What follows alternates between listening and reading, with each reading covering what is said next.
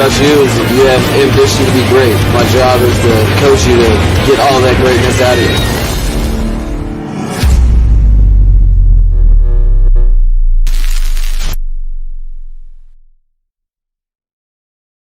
What's good, Fin Nation? What's good? It's your boy Reason, and we're back here for yet another one. Big day today, as it was on display to a rock in the orange jersey, proving that he was the top performer from Tuesday's practice, showing that it wasn't all just hype. You know what I mean? Shout out to all the Panthers fans who wanted to talk all that smack when the Penguins got knocked out, and I told y'all we were the best shot to take at the Lightning. How y'all feeling right now? How y'all feeling right now? Just saying. All right. Your boy is not in a good mood today. I got some very, very not positive news like an hour ago. So I'm not going to go into all my personal details here, but your boy is not a happy camper tonight. So let's keep it rolling. Let's start off with yesterday. I know a lot of people, I saw a lot of, feedback, let's call it. I don't know what to say. A lot of people, I guess, just weren't, leaving positive feedback regarding a couple of my guests yesterday. I mean, it is what it is. Listen, at the end of the day, we're all not going to agree. I'm going to say things people aren't going to agree with. Those people who were up here yesterday are going to say things that people don't agree with. End of the day, I get that. But remember too, specifically with me, and TD, I've known them since 2019. They were two of the first people I actually knew in this community. And hey, me and TD had it out yesterday. We don't agree. We don't agree on a lot of things. But, all I'm going to say to you, this guy's, hey, you don't have to agree with anyone. You don't have to support everyone. That's fine. I'm not here to tell people who to support, who to sub to, who to like. That's cool. We're all humans. We all have the freedom of choice and a freedom of opinion. That's cool. But at the end of the day, guys, listen, this is just Miami Dolphins football. We're talking about players that not a lot of people are going to, involve. They're going to have personal relationships with moving forward in terms of the players.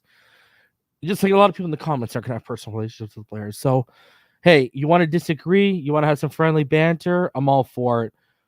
Guys, just let's be better than other platforms. I'm asking my viewers this. Let's be better than other platforms. Let's disagree with people or not agree with what it takes, whatever the case may be, but just don't turn it personal. That's all I ask. You can disagree with whoever you want. You can disagree with me. You can disagree with anyone that comes up here. I don't care. Just don't make it personal. That's all. I don't care that people, I don't care even if people don't get along.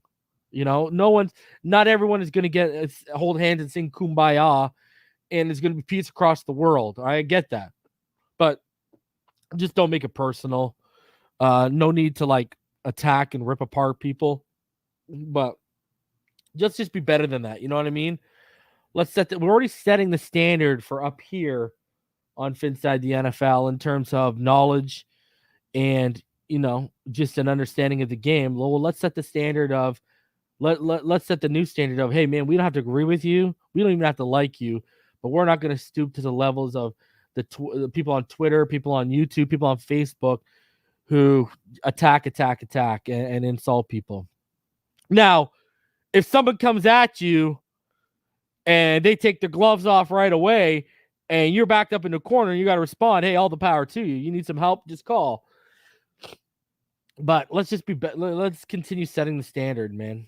Let's just keep being better than everyone. You know what I mean? Let's just do that. And don't lower yourself to the extent the extreme sides go to. You know what I mean? Just don't. Be better. I know people who have been following me since I was on TD Finstock in 2019, who have been following me on Twitter for just as long. I mean, they've seen how I used to be, man. I used to drag people from one side of social media to the other, just absolutely clown people. And about a little over a year ago, I just fell back. You know what I mean? About a year and a half ago, I fell back and I stopped. I was like, you know what, man?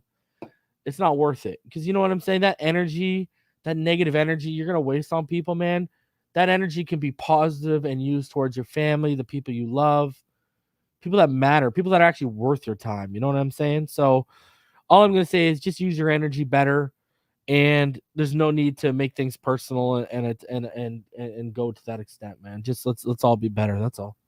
Other than that, though, I hope everyone enjoyed the show. I thought I had a lot of good moments. I know we probably entertained the hell out of a lot of people. The problem is, the one thing I do got to say too is you could tell how many people didn't watch the old Tuesday night panel, right? Well, Real Steel might have watched because he said TD's the first Dolphins creator sub to. People can, if y'all remember the Tuesday night panel, that yelling yesterday was nothing. Was nothing compared to what guys, you don't even know how bad that used to be. EM used to yell so bad you couldn't understand him because he would break up. That's how bad he used to yell. All right? Even ball game. Y'all see ball game all kicked back, chilled out. Even he used to get involved in it back in the day. But now he's kind of like me, man. We just ease up. Yeah, see, I'm more, I'll dish it more than ball game because ball game's a better man than I am. I can admit that. And, he's way more relaxed off of it than I was. But, you guys, man, if you guys go back and watch some of the old Tuesday night panel, I mean, look at Real Steel. He says, yo, it was really bad. We used to go in, guys. Like, it used to be brutal. And I'm talking for like 15, 20 minutes straight, man. And then we used to have this clown. What was his name? This guy was a legit clown. Eye Test Sports or whatever his name was. This guy, talk about a clown, man. Holy. And then he would come up there sometimes. It would get, y'all haven't seen. See, that was all kind of by design on my behalf, right? Like, I didn't want it to turn into what you see on, and this is no knock to anyone. This is not a knock. But I didn't want it to turn into, here's the thing. I got a certain quality standard I want to hit with this show. All right? And if you want me to be completely honest with you, continuously having panels, continuously opening up, that yelling, that all that bull crap that comes with it, I personally, and this is coming from the guy who creates it for y'all, I think it lowers the standard, you know what I mean, of the show. So that's why I'll give it to y'all like once in a while. But even me still, I don't like being around the yelling and the negativity, and I don't rock with that stuff. And so I get it was for newer viewers, especially, it was kind of like, whoa, I haven't seen this before. But anyone who's been around for a couple years, they know what the deal was. They know that was literally yesterday was tame, compared to what. And shout out to the homie Dougley, because people are like, I had to cut EM off and other people off because they were starting to yell over Dougley when I'm trying to ask Dougley's points. It just gets, but people need to realize this too, right? All of that stuff comes from a place of passion. It's all a place of passion. That's all where this stuff comes from, right? Like, that's why we get so worked up over a football team with 53 players on it that we'll never know from a can of paint. It's because we're all so passionate. We have so much of our life, so much of our time, and this goes for the same for you guys in the comments. So much of our life, so much of our time invested in this team. You know what I mean? It just comes from a place of passion. So I don't want people to misconstrue. Like, for example, me and TD, we got pretty heated at one point yesterday, right? But I'll tell you all the real deal. We stayed backstage till like 2 or 3 a.m. yesterday, a bunch of us. D1 came up. I know y'all were wondering at the end of the show, did D1 come up? D1 came up, and him and TD actually kind of hashed it out a little bit. They continued trolling each other and banting each other, but they hashed it out a little bit, man. And we just all talked about life. We didn't just talk about football. We talked about life. You know what I'm saying? Like, let me put it this way. Y'all cannot like TD. Y'all cannot like TD's takes. Y'all cannot like TD's trolling. That's cool. People don't like my takes. People don't like my content. That's cool. But you have to remember, and I'm going to use his government name here. Was for government first name. TD is different from Tony. All right? Like, people need to realize that too, right? So, at the end of the day, TD goes about it the way he goes about it. And we can all sit here and talk about whether that's right or wrong. That's fine. But, at the end of the day, he wants what all of you in the comment section want. He wants to win. All of us want to win. Even the people we hate the most in this community, they want to win just as badly as we do. Now, how people go about conveying how badly they want to win and how they put themselves out there is a totally different story. But I'm just trying to tell people, like, there's no reason, unless someone directly attacks you, don't attack people over football opinions. It's not worth it, man. It's not. I'm telling y'all, it's just not. Let's continue to set the standard on this platform because that's all we've ever done. All right? Set the standard for the all 22. Set the standard for the interviews. And I got baby, we got a doozy coming for y'all. But anyways, that's a show. I'm trying to set it up for next week, but I got a doozy coming for y'all. Something that the community needs right now. I'm setting up for all of y'all. And hey, here's the thing. Listen, someone just said, it's negativity. Hey, dude, I get it, man. I don't like negativity either. All right. So you know what I do is I avoid it. Just avoid it. And then when it comes to you, deal with it. But unless that negativity attacks you, just let it slide, man. You know how many comments I get a day of? I get positive comments a day, but I get comments of people attacking me all the time. All the time. But I don't let it, like, okay, let me tell you. I've told I've told my wife some of the stuff people have left in, okay, let me put this. I had someone, okay, this is not a lie. I won't say his name, but I mean, people in the comments know who his name is. I had someone, and he's always in the comments on a lot of these different platforms on YouTube. All right. This guy created a Twitter account because I sunned him when I was on Larry's show way back. I basically clowned him up there. And this guy created a Twitter account to attack my wife and my family and to say derogatory things about my wife. All right? That's just what people will do. And you know what I do? You know how I look at it, guys? This is what I say. If you're going to take the time to go through all the steps to create a Twitter account to talk about me and my wife, I'm rent-free in your head, oceanside view. I'm holding on to a nice glass of whiskey, feet are up on the table, fire's lit, favorite shows on the television, cars parked in the garage. It's a beach view, so that's a drop top sitting in the garage. That's how I look at it, man. People are going to take the time to attack you or invest time in you and do things about you when you don't even involve yourself with them. You've won. All right? So what I'm going to say to y'all is just be better. That's all.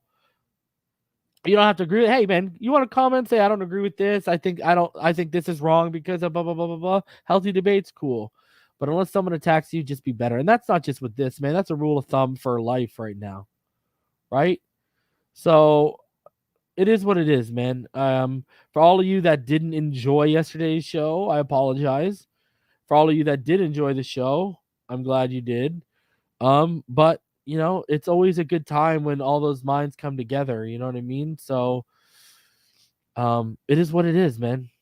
It is what it is. Because I mean, let's call a spade what a spade is right now. Me, TD, and Dougley are the top 3 guys in this community. That's just what, from a content creator, from a YouTube channel standard, right now, we're the top 3 guys. And, I remember meeting Dougley for the first time on a panel, and, we've known each other for a couple of years now, right? So like 3 years, over 3 years almost. So,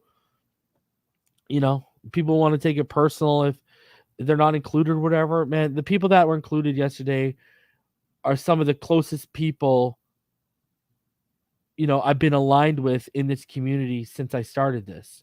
Martin is the most recent addition, and that's because me and Martin are good friends. I consider him a very good friend. So it was no slight at anyone too. If anyone's like, oh, they didn't invite me. No, man, that's just when we do those type of things. That's been the consistent cast. If there's anything I do, whether it's my takes or whether it's my opinions or whatever, I try to stay consistent. So again, if you didn't enjoy yesterday, I apologize. If you did, I thank you for supporting and appreciate the channel. And sorry for supporting the channel, and I appreciate it. But guys, it is what it is, baby. It's going to be a good season. Winning is going to cure all, and hopefully, this is something that we never have to really deal with again. You know what I'm saying? So, either way, I just wanted to get that out there for all of y'all, and I want y'all to know I love all of y'all. There's 349 of you in the chat right now, in the comments, man. I love each and every one of you for supporting me, for watching me, for everything you guys do, man. You guys don't know how much you really do mean to me. It's very humbling to know that a lot of you guys support me the way you do. Just hitting the like button, just liking what I'm saying or my content enough to hit the like button means the world to me. So, just you going out of your way to subscribe, you know what I mean? It means the world to me. So I just thank you guys for continuing to support me, man. So thank you guys. And I've met a lot of good people, and you guys have allowed a lot of good things to happen. I mean, we got the rebrand coming. I'm literally waiting on 2 new lights to come, and then I'm officially got everything. And you guys are just, I just try to be better for you guys. That's all. And it's crazy because, you try to be better for your family. You try to be better for your kids. But I never thought I'd ever try to be better for, a bunch of people on YouTube and out on the internet that I've never met before. But I do want to be better for you guys. You know what I mean? You guys are like literally attached. You guys are just there. You're the Phinside fam. You guys are family to me. So you guys make me want to be a better person, better content creator. And I thank you guys for keeping me on my toes. It means a ton to me, man. And I honestly just can't wait to get out there and have a get together and meet a bunch of you guys. And this community it's a lot of blessings. Like me and EM are, real good friends, real good friends in real life. Obviously, Neil Driscoll and me are tight. I mean, Richmond Webb is one of my tight friends in real life because of this community. The things that this community has done for me, I mean, I could never, ever repay. In general, I could never repay the Miami Dolphins. Sure, we've gone through a lot of heartbreak with losing seasons and all that jazz, but I was thinking about it yesterday, the joys and the additions to my life that starting to cover the Miami Dolphins has brought to me. It's been nothing but blessings, man. It's been huge. It's been huge, man. So it's just it's crazy. All right, let's get into this. Starting off with today, I got to talk about this opening story. Hey, John, you know what? I don't always agree with that. I don't always agree with EM's one of my best friends in real life. I don't agree with everything he says. It's okay to not agree with everyone. It's okay. That's what people need to realize. It's okay to not agree with what I say. It's okay to not agree with what he says, she says, they say. It's okay. Like shit. People are out here and they say to me, oh, Reason blocks you or bans you because you don't agree with them. I don't care if people don't agree with me or not. What I block and ban people for is when they attack, when they cross a line. At the end of the day, I'm not here. I know it would be so narcissistic, so naive, and so arrogant for someone on any platform, whether it's TV, radio, YouTube, Twitch, wherever, to think that everyone out there is going to agree 110% with everything they say. That is delusional. That is like perfection like that does not exist. So, there's that misrepresentation out of me. But guys, people need to realize it's okay to not agree with people. It's okay. It's just how you convey that you don't agree that matters in the long run. But let's get into this. Guys, because it was big. It was big. We got to show the clip. And I gotta go on another little rant regarding this, but Tua Tagovailoa. Tua. This man rocking the orange jersey. Let's catch it right here. I gotta freeze frame that. Look at that. Rocking the orange jersey on Thursday's OTA practice. Why is that significant?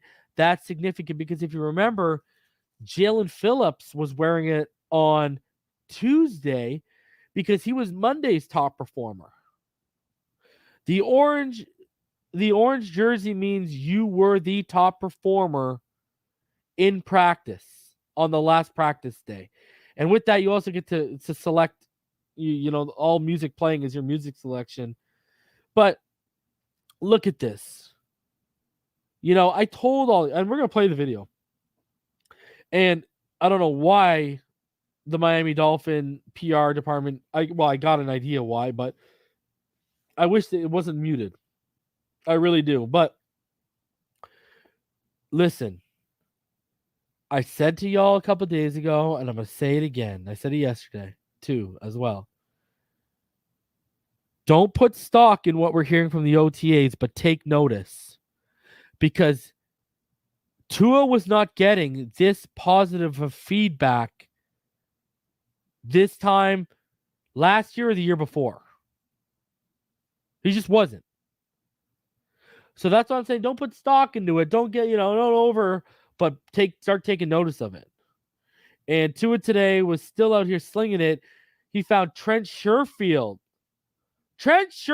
in the Jarvis 14 to the house. Let's go. Oh, and in stride.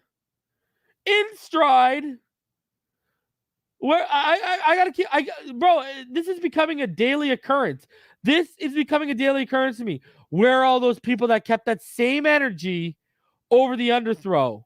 Look at that. Tua wilding out, everyone bumping. Look at that. Woo! Check your pulse, baby. If that doesn't get you excited, I don't know what will. And look at the recognition he's getting, and we see the report. You see the recognition he's getting, and it's just, man, I'm sorry, people, but check your pulse. Check your pulse. I'm looking at this, and guys, it's just, we're seeing a different Tua, and not just the player. How he handles himself, how he conducts himself is differently. He's more open. Honestly, guys, I look at this and I don't know, man. It is so refreshing. It really is. It's just so refreshing. So, shout out to the Pineapple Crew. You see how he's acting with his teammates. You see how he's acting on the field. You just see a different Tua. And I don't know how anyone can't see that right now.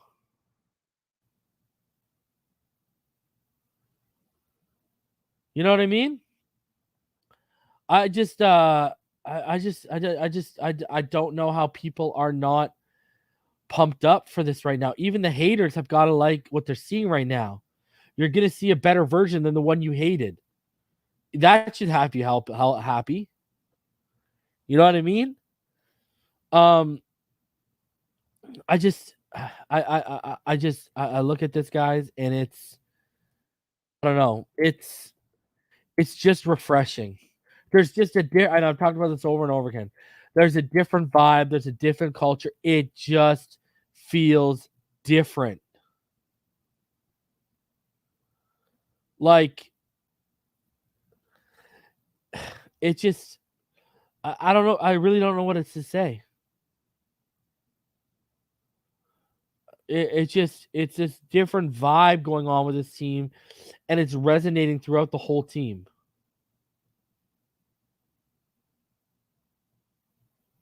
You know? And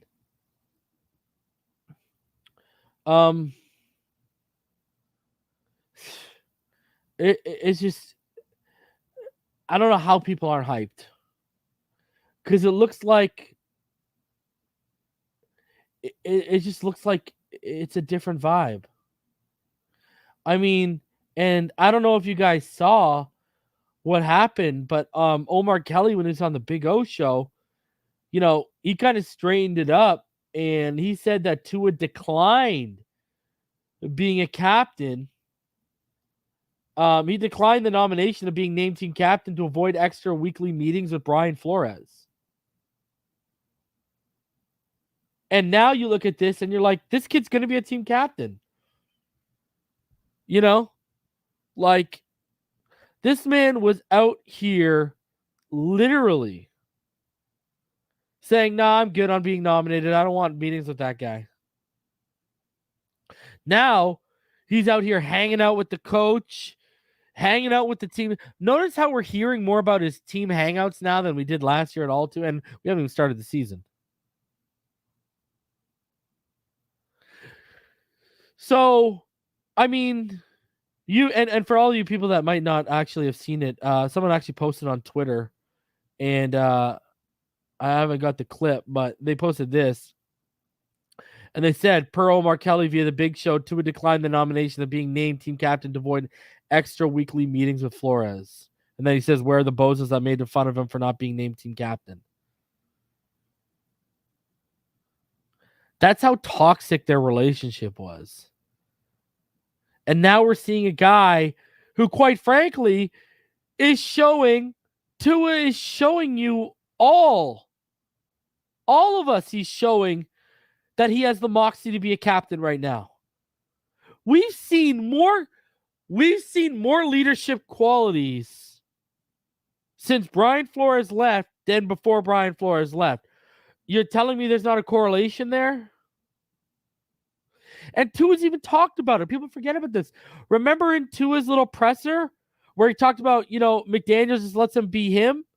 And he talked about how he's not one of those leaders that's going to go over, pull aside a guy and start yelling at him. He literally said that. What do you think he was implying? That that's what Flores wanted him to be, and Flores wanted him to be someone he's not. And now McDaniels walked in and said, just be you. Just be a better version of you. That's all.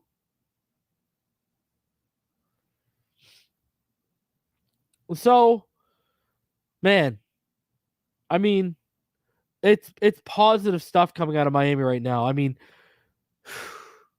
I ain't gonna lie to y'all. I put money down today on that Tua at plus 6,000 to be named at MVP. $25 is $1,500. I put a 2.5 on that real quick. You damn right I did. Almost put 50.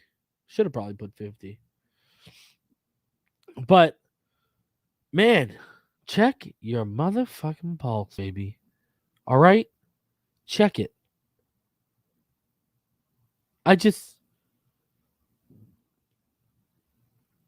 Like Phil Collins said, man, I can feel it in the air tonight. All right? I can feel it. This is different. Guys, Melvin Ingram, his contract details came out today. And these were the details supplied by Field Yates. He's got a $1.65 million signing bonus, a $1.67 base salary, a $680,000 per game roster bonus, $40K a game, $250K Pro Bowl bonus, up to $750 in playtime, sack, and team defensive incentives. He got a cap charge of 3.92, and that leaves us with about $17 million right now. And his contract can be worth up to about $5 million. in total. What a steal. What a steal. We walked down to the free agent market, and between Melvin Ingram and Terran Armstead, Chris Greer and Mike McDaniel put on their ski mask, gloves, but didn't use a gun and completed absolute robbery. And I continue to go back at how great this new regime has been in, this new collective of minds coming together like Voltron have been in structuring contracts and laying contracts out. This is an absolutely fantastic deal. Vicken, we love you, bro. No one hates you, bro. We all love you, Vicken. No one hates you on this side, man. You're one of the originals, Vicken. We love you, bro. Yo, all I gotta say is, my God, like, round of applause wherever you're at. Like, whoo! And again, not only did we get him on a cheap deal, why couldn't we get him under Flores, let alone at this money? And I agree with you, Show. I think that's what it was.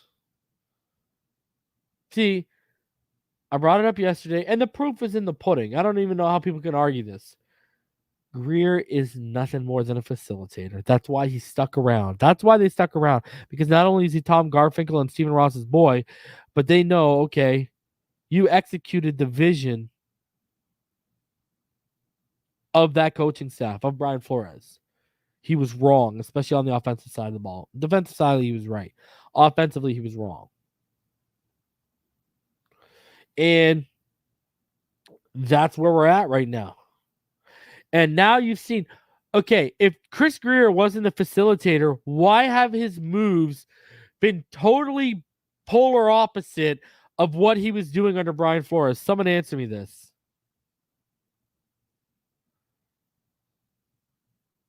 You know? Like, if you look at how he moved this year, it was very polar opposite to what he did when Brian Flores was here.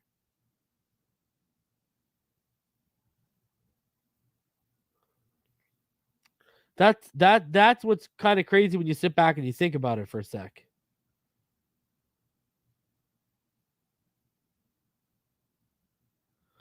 So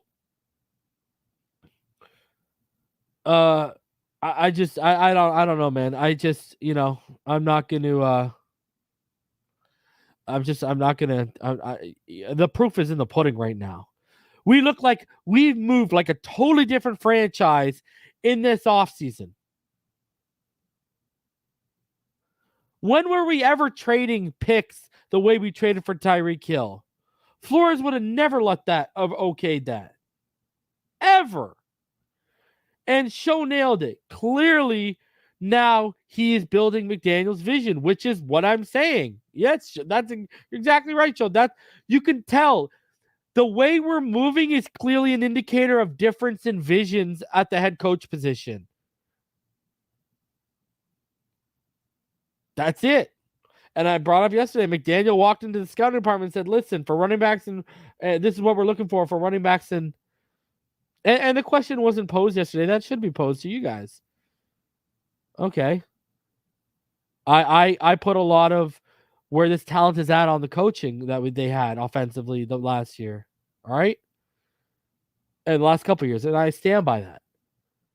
What if all these players take leaps? What if Dieter looks the best he's ever looked at center? What if Austin Jackson looks like a competent right tackle? What if Tua takes a significant leap to a top 12 quarterback that we all think can happen? What if Waddle? No one's talking about what they're going to do with Waddle. Waddle's going to take a leap forward because they know how to properly use him and utilize that speed. When all these players take step forwards, then what does that tell you? That a coach in under a year did more for these guys than someone who had some of these players for 2 years. See, we were asking the question of what if it don't work out, the pessimistic question, but the optimistic question should be what if it does work out? All that's going to do is drive home my narrative even freaking harder. Then it will be unavoidable for people. There will be no more hypotheticals. Then it will be unavoidable. And guess what? We haven't had, you know why I got so much faith that they're going to turn these players around? Name me the last time we had this qualified of a staff on the offensive side of the ball. And when I said that yesterday, no one could. You probably arguably got to go back to the Marino era to find an offensive side of the ball that's going to be coached this well and has this big of a resume. See, that's the thing, the resume. See, I'm basing it off resumes. I'm not just hypotheticals, pulling things out of the air, throwing shit at wall, hoping it sticks. These guys we brought in have legitimate resumes. What was Godsey's resume as an offensive coordinator? What was Stootsville's resume as a coordinator? What was Lemuel Jean-Pierre's resume as an offensive line coach? What was Charlie Fry's resume as a quarterback coach? What was Grizzard's resume as a wide receiver coach? You see where I'm going here with this? We're talking about guys with extensive, legit resumes to guys who were here last year that have no resume. None whatsoever. That's the difference. That's why I'm more comfortable making the projection and digging in a little bit with what I think this staff can do. Because guess what? Same thing when we're going to go back to proven talent. Tyreek Hill, proven commodity. Jaelan Waddle, proven commodity. Eric Azukama, not a proven commodity yet, correct? Guess what? All the offensive staff we brought in, proven commodities. A lot of the offensive staff we promoted last year were not. That's the difference. I got track records and results to point back to with these guys. With those guys we had last year, I had nothing. Nothing. Not one single thing. Now I got a list longer than Santa's naughty and nice list. And what have I told y'all? Applebaum, Frank Smith. There's one other guy. I could keep confusing it. I think Embry does too. I might be wrong, but there's one other guy too. And Mike McDaniel have offensive line coaching experience. I mean, let me look at that because that's going to bug me. I keep bringing that up over time, and I always forget who the fourth guy is. Hold on. Give me a sec here. Let me just do a quick look here. Because I know Frank Smith, Matt Applebaum, and Mike McDaniel clearly have, right?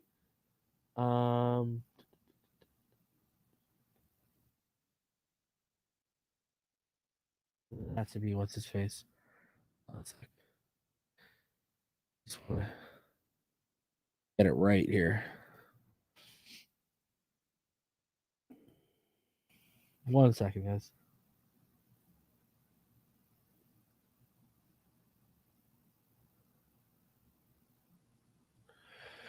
I gotta look into it. But yeah, I know there's 4 guys on that coaching staff that have legit offensive line experience. I remember 3 of them off the top of my head. I always forget the 4th.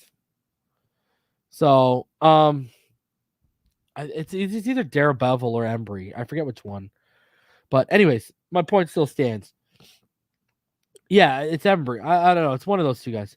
But my whole point stands is we've got guys who have like Terran Armstead is on the team. And our offensive coordinator is one of the guys that was banging the table for the Saints to take him. I mean, that tells me the guy knows what he's looking at talent-wise. It's not some guy named Lemuel Jean-Pierre saying, well, if I would have drafted Tristan Wirfs, I would have put him at guard. Oh, my God. Okay, listen, the guy on YouTube here was telling you Tristan Wirfs was the best tackle in that class, and he's going to be an all-pro right tackle. Our freaking offensive line coach was saying he would have played him at guard. How is the guy in Canada on YouTube a better evaluator of offensive line talent and where to place them than our freaking offensive line coach? That is a scary thought. That is not me bragging. That is saying, oh my God, how does that not worry anyone? I don't get paid hundreds of thousands of dollars a year to do what they do.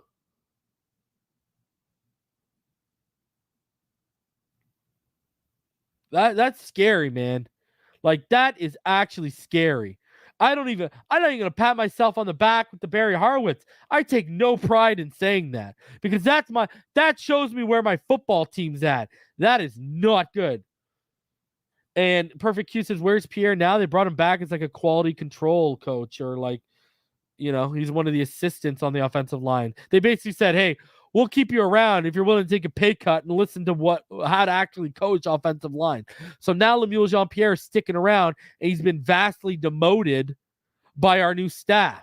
But that tells you what Lemuel Jean-Pierre thinks of the football minds that are coming in saying, "Hey, I'll take less money. Hey, I'll take a demotion by title because I'm actually going to learn how to do it." See, Lemuel Jean-Pierre had no one to lean on.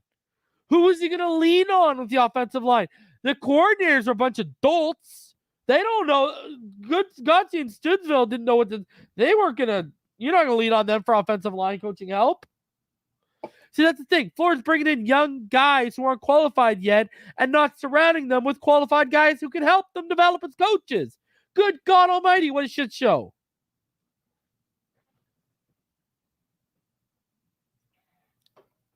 And it all comes down to Brian Flores' arrogance, narcissism, and stubbornness. The guy was out here thinking he can create staffs like his previous staff just left because they won this freaking Super Bowl. Come on.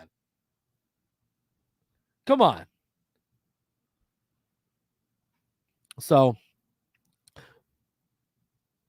great deal for Melvin Ingram.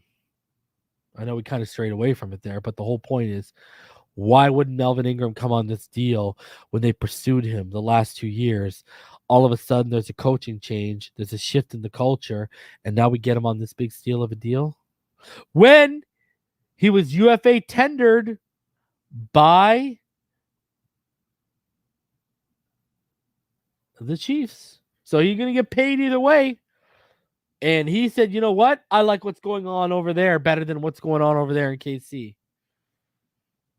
Just saying, because if it was last year, clearly he would have went back to the Chiefs. So shout out to the homie Melvin Ingram. I'm excited to see him added to the rotation of this pass rush, man. It's gonna be fun stuff this year. It really is. Okay, I got a couple articles from Barry Jackson and one from Omar Kelly that I wanted to show you guys. So this one here is the Miami Dolphins are eager to see these two young defenders take the next step. Some interesting stuff here, so let's get into that. So coaches naturally look for all their young players to take jumps. But the Dolphins front seven is particularly applicable in the case of defensive tackle Raekwon Davis and linebacker Jaelan Phillips. The Dolphins consider both to be good players, and they were helpful on defense that ranked among the least best the final 2 months of the season. But coaches are looking for growth from both, with Davis set to enter his third season and Phillips his second. When the Dolphins drafted Davis, they naturally hoped he would become a Pro Bowl caliber nose tackle. Another big leap is needed for that to become a reality. Well, he was on the Pro Football Writers of America all-rookie team. He got hurt last year too, right? For Raekwon, consistency what separates a good to a great player, defensive line coach Austin Clark said last week. Being consistently good over and over and over and being able to dominate a guy regardless of alignment, and that may mean taking on double teams at his position. He has all the tools, his length, his size, his want to, his work ethic, his physical presence. He has all those tools. What he needs to work on, a lot of it is rooted in his footwork and pad level. And obviously, we talked about this. The biggest issue for him coming out of college was his pad level because of his height, right? Those are two of the big things we're constantly going to be on him about. He's doing a hell of a job right now. I'm really fired up about where he's going. Pro Football Focus, surprisingly, rated Davis the second worst interior defensive lineman among 121 qualifiers last season. That's partly a result of poor pass rush metrics. He produced just 5 pressures and a sack in 204 pass rush chances. It's also a result of not making many plays behind the line of scrimmage. He's only 2 tackles for a loss and half a sack in 30 NFL games. In Davis's defense, he's consistently took on double teams, and the defense was better when he returned from an early season injury. But the step from decent to dominant is big time, and year 3 would be a good time for Davis to get there. As for Phillips, he had 8.5 sacks last season, which could have been a lot more if he would have been given more snaps, which ranks second amongst rookie linebackers and 28th in the league. But PFF rated him just 102nd as a run defender, and he will need to improve in that area to be an every down player. He played 54% of Miami's defensive snaps last season, appearing in 17 games and starting 5. Proving that he can play every down is a mindset thing, he said recently. That's a chip on my shoulder. People said I couldn't play early downs. Just watch me. Every single snap, it's me and the player I'm against. Who's going to win? I'm not going to be him. Oh, yeah. Sorry, who's going to win? It's not going to be him. Tyrone McKenzie, the Dolphins' new outside linebackers coach, has evaluated Phillips' tape and said he has all the abilities you would like for a guy that can be a run stopper. We had to clean up a lot of technique from footwork and hand placement to hand strike. It gradually got better. One of the reasons I took the job was because of a guy like Jaelan. First thing I did was study his tape, Andy Van Ginkels, Darius Hodges, to make sure I developed a plan for those guys. What we did from day one is watching tape, things I thought he could improve on and be more consistent with.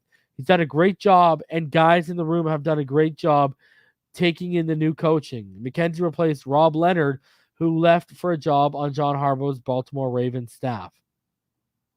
Guys, Raekwon taking that third-year leap up that middle of that defense would be absolutely massive. Huge.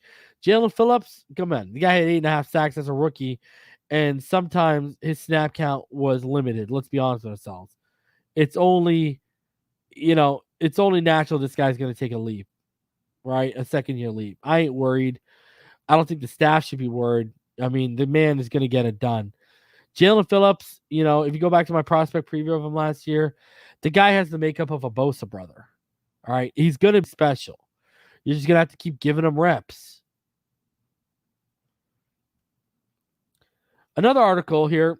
Hill and Waddle are nightmare for opposing coaches. NFL coaches discuss how to defend it. For opponents this season, defending Miami Dolphins receiver Tyreek Hill and Jalen Waddle will be the ultimate pick your poison. On paper, it seems really cool. New receivers coach Wes Welker said of the Dolphins pairing those two weapons together. Those guys are full speed all the time. A lot of time you get guys that are 4.2 and they know they're 4.2 and don't necessarily play 4.2. Well, Hill and Waddle play 4.2 and they do it a lot. Every time they're out there on the field, they're going as hard as they can. And judging by the fear that Hill instills in opposing defenses and respected commands, Waddle stands to be the beneficiary. Hill last season was third in the league in receptions with 111, seventh in yards with 1,239, and ninth in touchdown receptions with 9. Waddle was eighth in the league in receptions with 104, 25th in yards with 1,015, and 25th in touchdowns with 6. NFL teams are already mulling how to defend Miami's new electrifying offense. That's exactly what I thought, Arizona coach Cliff Kingsbury told me when Miami acquired Hill. They have two guys like that who can take the top off. That's what I thought of. They're going to be hard to deal with. That was huge when they landed Hill. Hill said this much is clear. You can never double team both speed guys. Waddle is definitely a threat.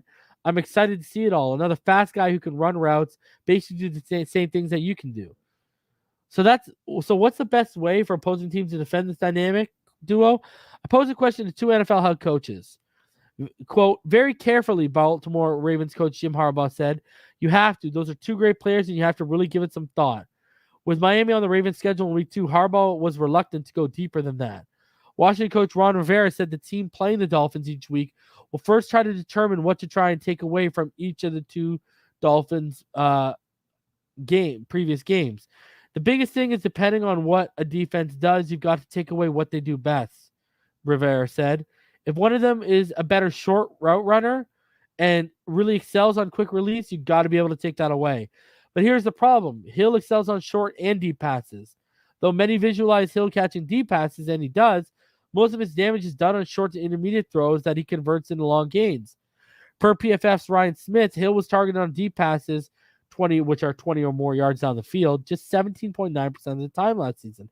Remember I told you guys on the show, Mahomes had the most throws at the line of scrimmage of any quarterback in the NFL this year. And Herbert was up there too. So, that was his 17.9% deep passes Hill had was actually 51st amongst all receivers and tight ends with at least 50 targets. NBC's Lawrence Jackson, 70.9% of Hill's targets 2021 were caught anywhere from 0 to 20 yards from the line of scrimmage. Another 13.7% were caught behind the line of scrimmage. Waddle wasn't targeted deep much last year. He caught only 4 passes that traveled more than 20 air yards, but was an accomplished deep threat at Alabama. Waddle did most of his damage last season with short and intermediate routes and yards after the catch. Waddle is so explosive. It looks like he's coming out of the box in a 100-meter race, former Pro Bowl receiver Chad Johnson Ochocinco said. Blitzing would be another option, but that's fraught with danger. One thing is clear to Rivera. You've got to make sure that if you're going to risk it with single coverage on both Hill and Waddle, you've got to make sure you have somebody over the top, he said. You have to limit guys like that. They are explosive players. We played Kansas City last year, and we were able to do it for 3 quarters, and eventually they're going to make their plays. But if you can limit them as much as possible, that helps. Washington limited Hill to 9 catches and 76 yards and a touchdown in a 31-13 Kansas City win. A current NFL defensive coordinator, speaking on the condition of he basically anonymous, told them the Dolphins will get the Chiefs treatment to an extent. You got to play 1 safety deep at minimum, but until Tua proves he can beat you over the top, I'm sure you need to play 2 safeties deep a lot, which means we're just going to run down your throat. A lot depends on if you can manage the run game. If you can, you play 2 safeties deep, more if you need to. You would blitz Mahomes now and then, but you couldn't do that a lot because he's so good. If Tua can't handle the blitzes, you would see teams do it more than they did against Mahomes. With Tua, it'll be show us what you can do. But there's no question they put weapons around him to succeed. Chase Edmonds and Raheem Mostert, that's a good pairing. And Cedric Wilson is a good player. You can't overlook him. Keep in mind that last offseason on 3rd down, Hill had 28 receptions. That resulted in a first down, 2nd most in the league. 3rd down, Waddle had 23 receptions that resulted in first down, tied for 6th most in the league. Because Tua was deadly on 3rd downs last year. One of the best 3rd down quarterbacks in the NFL, completion percentage-wise, too. Hill is eager to see what they can accomplish together. He said teams will not be able to double cover both of them. He's a fire competitor just like I am, Hill said. A lot of guys, they got bad knocks for not being a beast, not being able to do certain things, not being able to run certain routes, not being able to go in and knock a linebacker on his butt. He's just like I was coming out. A young guy who wants to compete, loves the game, just wants to get better. Several NFL head coaches, the Rams' Sean McVay and the 49ers' Kyle Shanahan, said they're eager to see what Dolphins' first-year head coach Mike McDaniel can do with that receiver duo. This is a huge challenge with those two, Rivera said. So, other thing too, guys, the Dolphins waived former Arizona quarterback Chris Streveler to make room on the 90-man roster for Melvin Ingram. So now Skylar Thompson, Teddy Bridgewater, and Tua Tagovailoa are the quarterbacks on the roster. I mean, I've been telling y'all basically a little bit about that, right? Like, they are going to be keeping defenders and coordinators up at night. I'm telling you right now. They're just not going to know how to attack us, especially early on. It'll be easier when people get film on us, but early on, it's going to be a big guessing game, and you're going to be hoping on in-game adjustments helping you out big time. Good article here by Omar Kelly today. He said Dolphins veterans need to create a healthy, selfless culture. He said it was a typical sled drill that a linebacker has probably done 500 times in his career. Wait for the coach to snap the ball, to change the sled, to charge the sled, lift the makeshift offensive player in the air for a couple of seconds before shedding it to whatever side the coach signals, then charging and tackling a pop-up dunny 5 yards in the backfield. Jerome Baker, who has led the Miami Dolphins in tackles in 3 straight seasons, walked up to Channing Tindall and gave him a few pointers before the rookie's turn arrived. Tindall, a member of the Georgia's national championship team, who the Dolphins are hoping can have immediate impact as a 3rd-round pick, nodded his head as if he understood. But when the ball was snapped, he clumsily went through the drill. Baker quickly approached him with a review and some more pointers. The veteran linebacker then jumped into the line and ran through the drill himself one more time with Tindall watching closely. He's going to be a great player. He's just got to, like any rookie, just soak in as much information as you can, said Baker, who found himself in a similar position in 2018 as a 3rd-round pick, learning from Kiko Alonso and Raekwon McMillan. He needs to remember you got to this point by playing football. It's not that hard when you think about it. It's still football like it was when you were younger, Baker continued. He's got a lot of things to improve on, but he's definitely got the potential. And it's on veterans like Baker to help bring out that potential by passing on wisdom, and sharing their knowledge from past experiences, at least for teams to have a good culture. You'd assume every player takes this approach, but some aren't willing to guide a young player they know is threatening their job stability. Ryan Tannehill. Just as often as I've seen veterans like Baker lend a helping hand, I've also seen and have been told some veterans leave rookies to fend for themselves. Just look at the comments a well-established starting quarterback like Ryan Tannehill made the week after Tennessee Titans selected Liberty quarterback Malik Willis in the 3rd round. We're competing against each other. We're watching the same tape. We're doing the same drills, Tannehill told the Titans media. I don't think it's my job to mentor him, but if he learns from me along the way, then that's a great thing. While it's technically the position coach and the coordinator's job to bring a young player along, teaching him about the scheme and the playbook, it is classy for a veteran to show young player the way. And it's true because they can give you insight and show you things that the coaches, they can't show you because they're not living through the live reps. They're not living through the live bullets on the field. Reggie Bush, Lamar Miller, and all the other backs who once played behind him in Miami had to train and take care of the bodies, knowing that one day one of them would replace him as a Dolphin starter. Legendary Dolphins linebacker Zach Thomas regularly gave pointers and tips to Channing Crowder. He also critiqued his practices and games to help the young linebackers progress. Defensive backs Will Allen, Brent Grimes, and Bob McCain taught the youngsters in their unit how to study film and break down a receiver's tendencies. This is critical for NFL teams to develop a healthy culture and maximize the potential of young players, which requires selfless veterans who are willing to lead. Young Dolphin safeties Javon Holland and Brandon Jones routinely praised Eric Rowe the past 2 years for what he taught them about playing the position before and after they leapfrogged him on the depth chart. Just imagine if Rowe kept all the insight and wisdom he gained over his 7-year career to himself.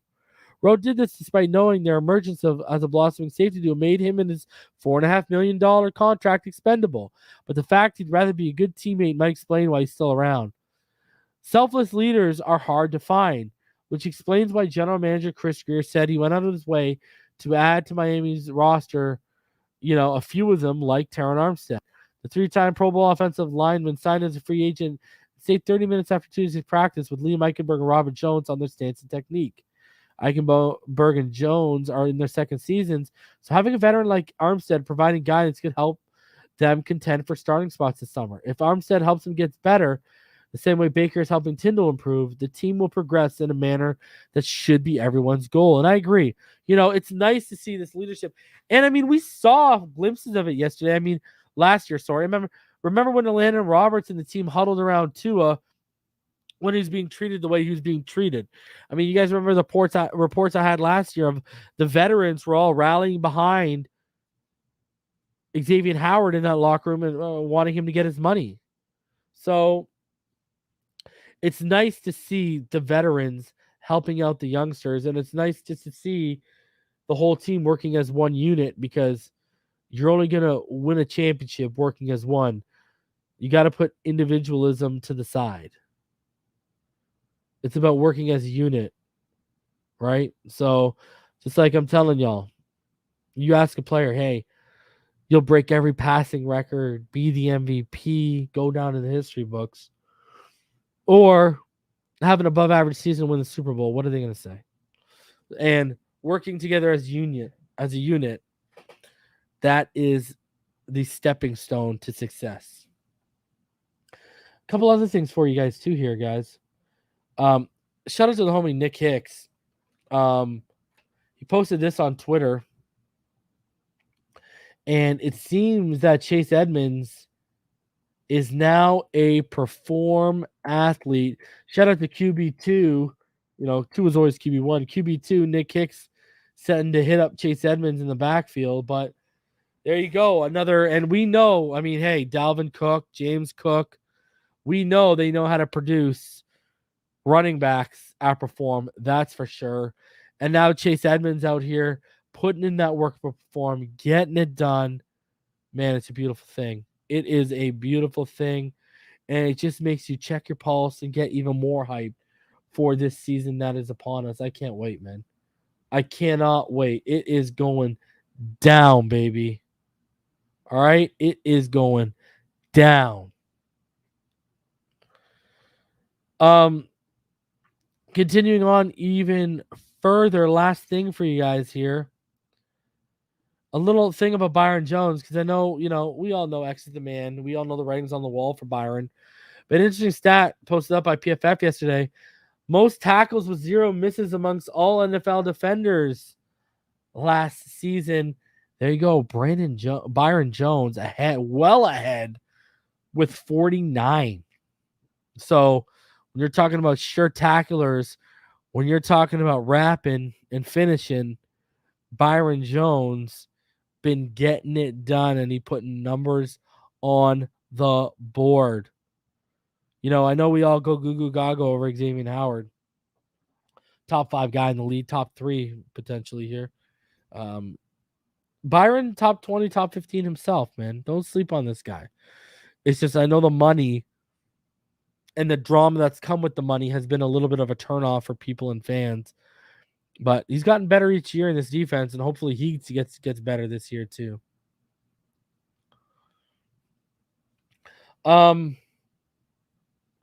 All right, here's the deal. In regards to my Verone McKinley prospect preview, I'm actually going to be dropping that next week. I've had some stuff come up this week that has basically taken away my time from being able to put that video together and get it all sorted out for you guys. So I'll be dropping that next week for you guys.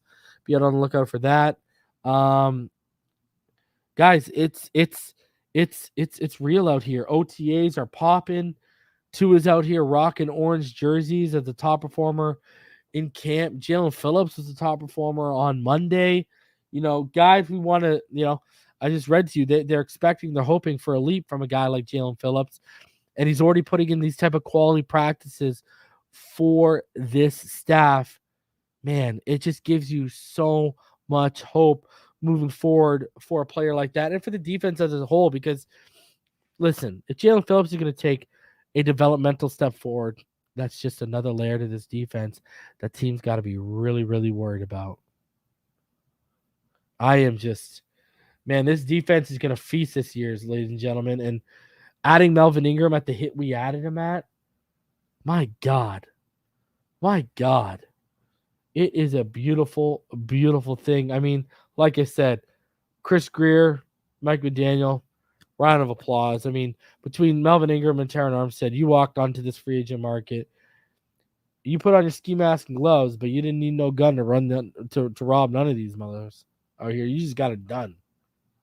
And I got to appreciate that because, hey, I'm old enough to remember when people were flipping out saying, hey, we're not doing enough yet. We're not doing enough. And I was quietly like, I like the moves they're making right now. I like what I'm seeing right now. And then, bam, the big moves came out of nowhere. It's like, and you're just like, whoa. But I'm going to tell you this right now, man. Chris Greer, this man is an early, what are the odds? Someone tell me what the odds are. He is an early candidate for Executive of the Year. If Tua takes a step forward like we all think he's going to take, and this thing pops off, you cannot tell me that he's not Executive of the Year. Wow, this season is going to be exciting, people. All right, I'm going to get out of here. I know y'all got your Heat game rocking. Let's get a quick update because all you Panther fans were getting super iggy with your boy. 1-1 in the third. There you go. This defense is going to make Tua a top 12 QB. Book it. Let's go, baby. Let's go. I'm right there with you. Also, I did want to say out too, guys.